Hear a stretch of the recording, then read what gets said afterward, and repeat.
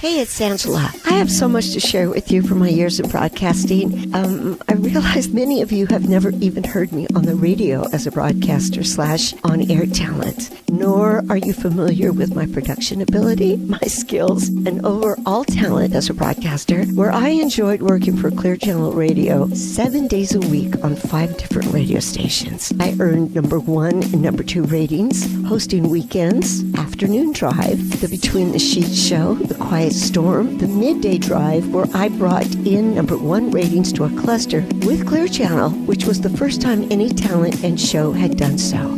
It was my old school lunch hour show on Mega 100. Starting off in major market in San Francisco, this entire journey is an amazing story and filled with experiences the staff I worked with were even unaware of. For example, I was flown to Houston, Texas to co-host the morning show with Dave Koz by CBS Radio. That's a huge story to tell. I also was being considered for a show, an urban station in Chicago. And after teaching myself how to do production work during my own shows, I really was able to take control of everything I put on the air. And being the perfectionist I was, I made it perfect, as best to my ability. And it had to be the best. All in all, it's an incredible story of following messages, as broadcasting was never on my radar. I mean, really, with 4 young boys, a single mom. Are you kidding me? Going on the radio? All of my success was due to hard work. There's no such thing as luck. It's hard work and growth that opens doors, and never saying no to an offer or an opportunity. I learned so much by just being available. It's a good lesson. So I've been going through my files and I found a few projects which I produced for my midday show, and I want to share them with you. This one in particular, I've decided to share today because the show is back on television, and the story in the piece happened this way.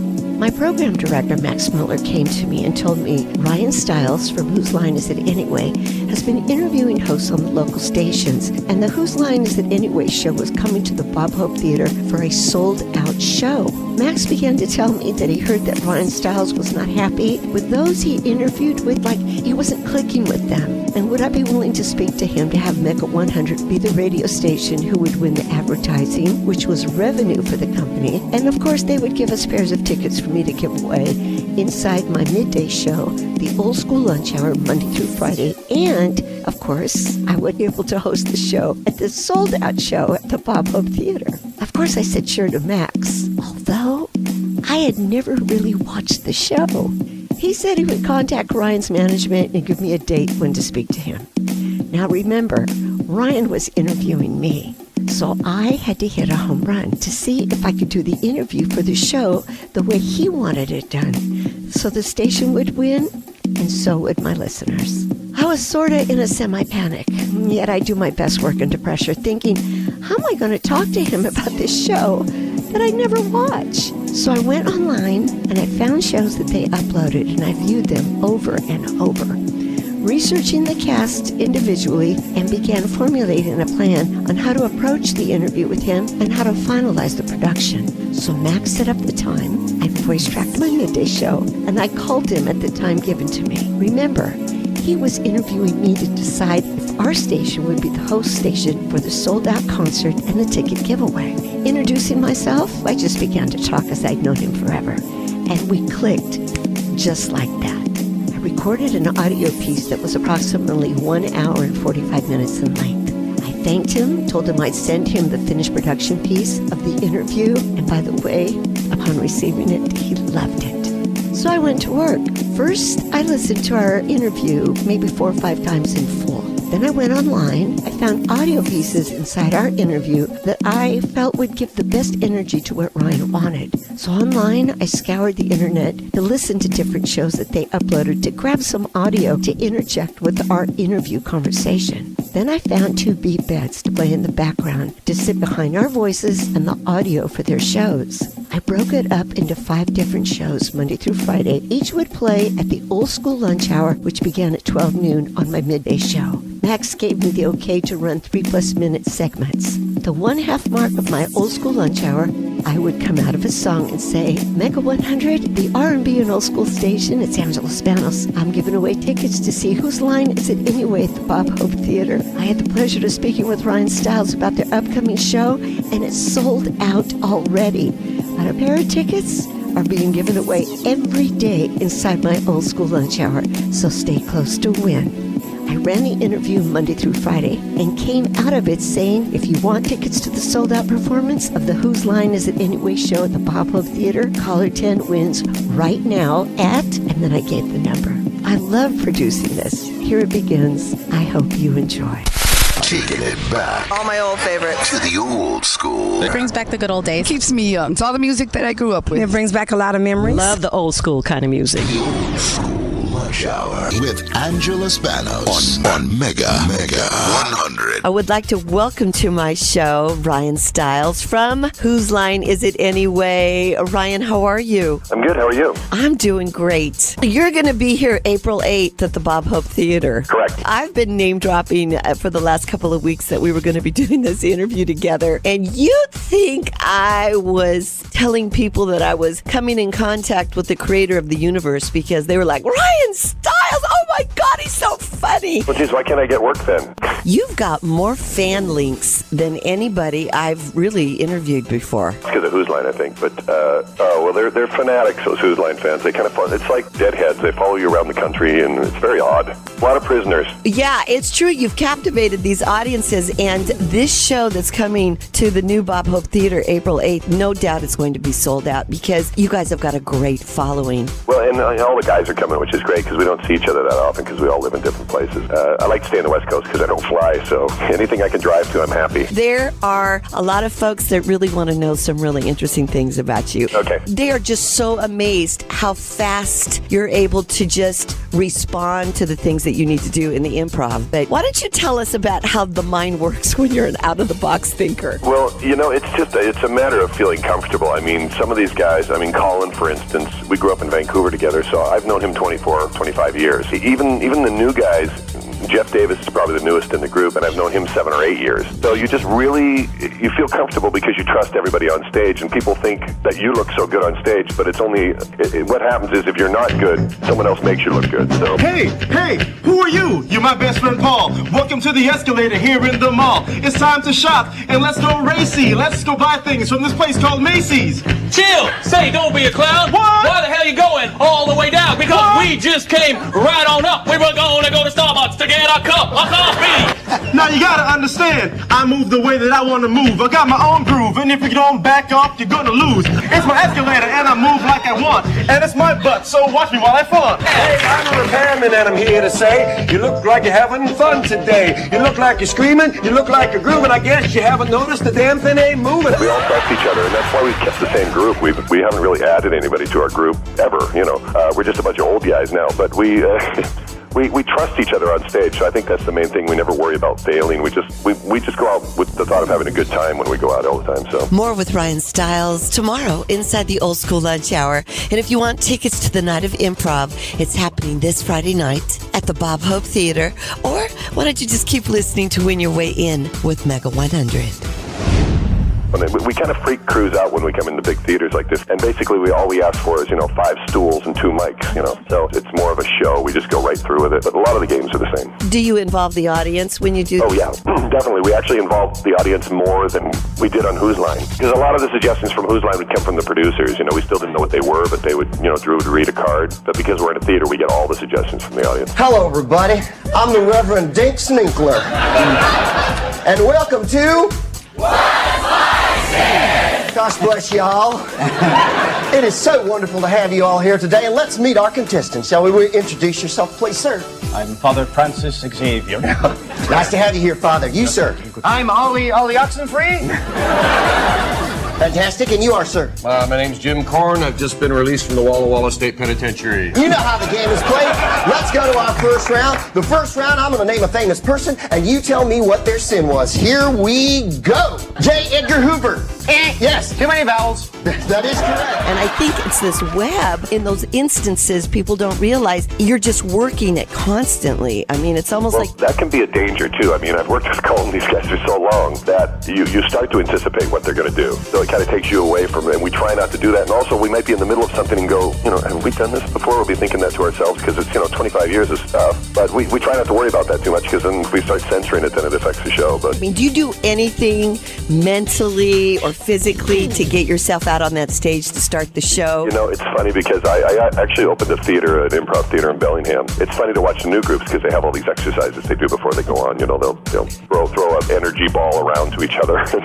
But don't really do that. Everybody has their own way of doing it. Someone may just go off in a corner and be by themselves, or we just sit and talk until we're ready to go on.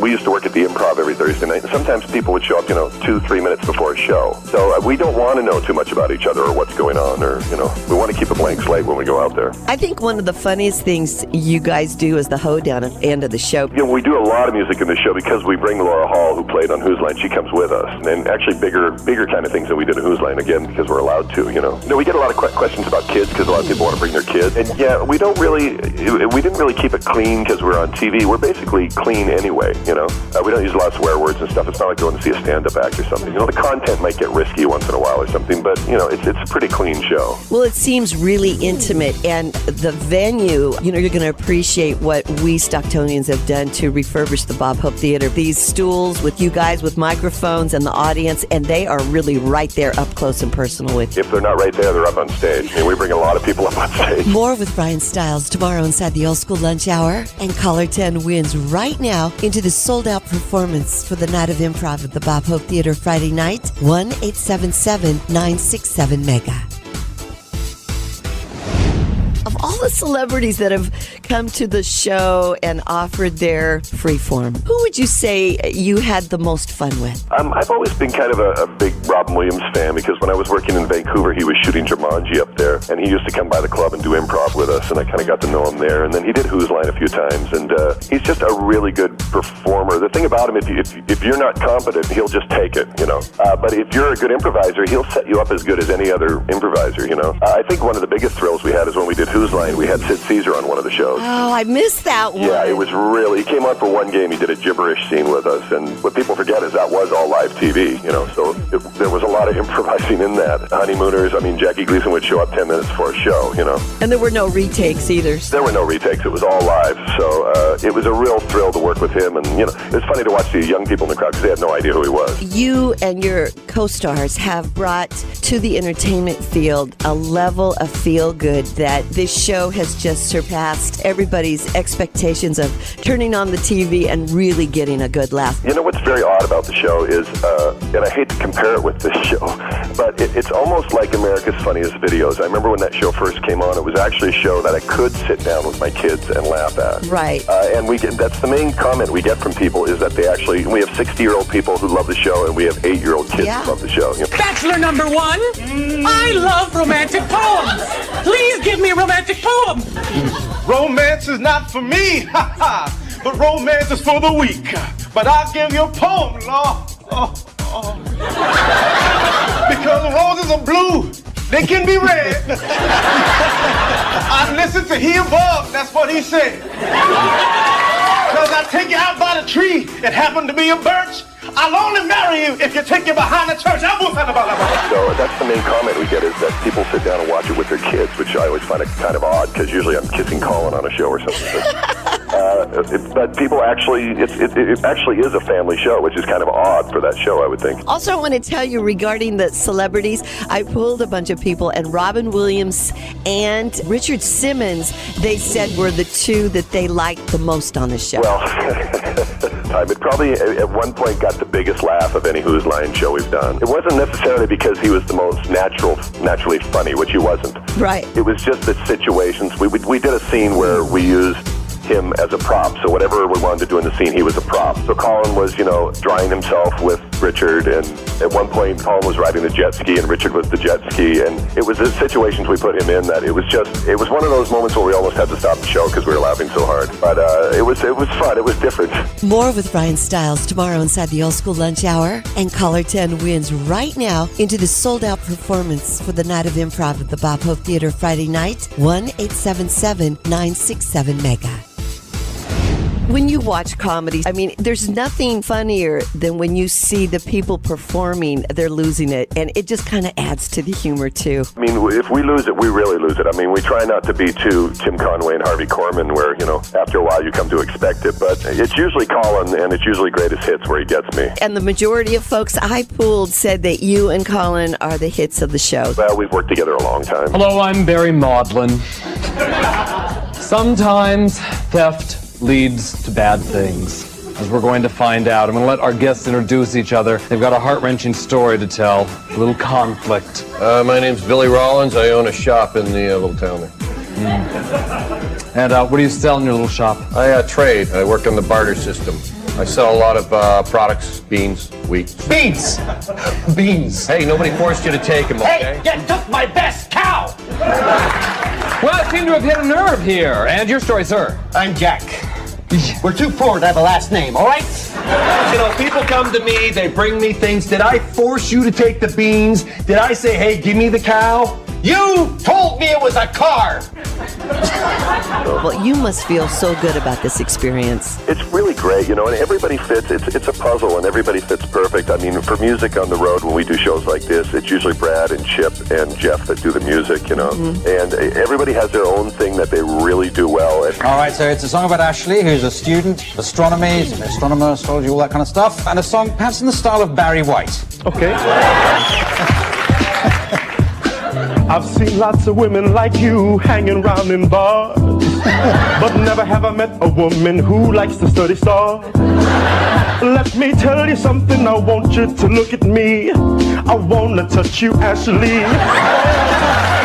Ashley, loving you may not be prudent, but Ashley, I heard you are a good student. I want to let you know you're right beyond my reach, and I've got a couple stars that I want to see you teach her.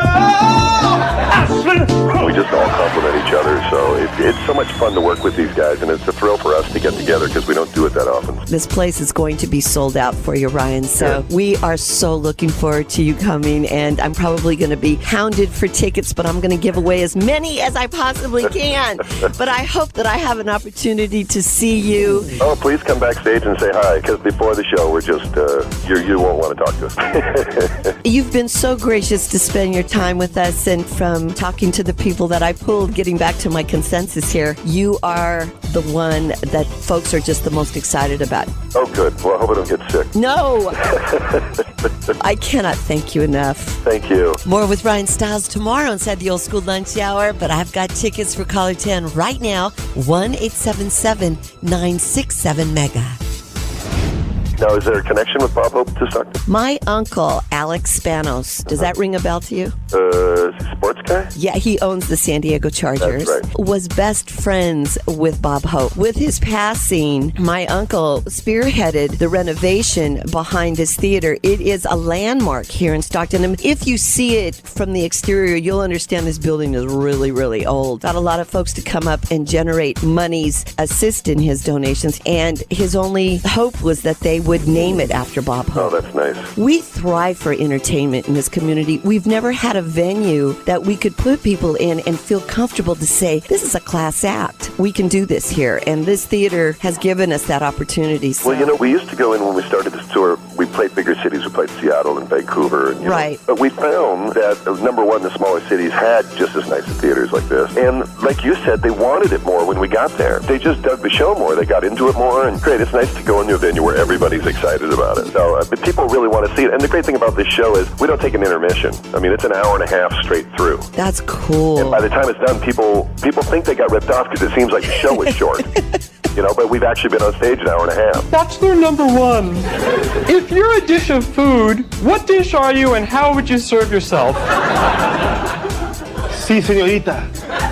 I could be a big meatloaf. A meatloaf with cayenne peppers. Because the hot love that I make to you will explode the oven. Ay, carisma, muchacho, ay, párate.